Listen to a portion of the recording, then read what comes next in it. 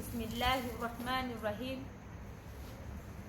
Assalamu alaikum warahmatullahi wabarakatuh.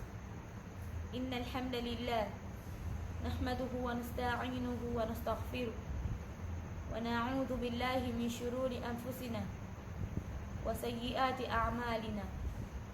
Man yahdihillahu fala mudilla lahu wa man yudlil fala hadiya lahu.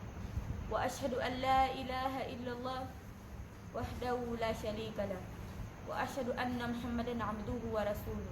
Amma ba'd. My name is Safiya binti Umar. I am a student of Madrasat al-Muhajirin Islamiyya. I'm here to recite one hadith of Prophet Muhammad, peace be upon him, such as follows.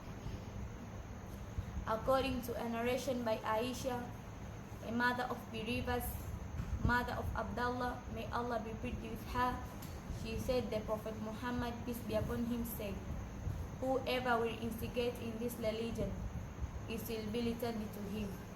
It was received by Imam Bukhari and Muslim. And in the Imam Muslim reception, whoever will done the action which is not exist in your religion, it will be turned to him. Wa hada. Assalamu alaikum wa rahmatullahi wa barakatuh.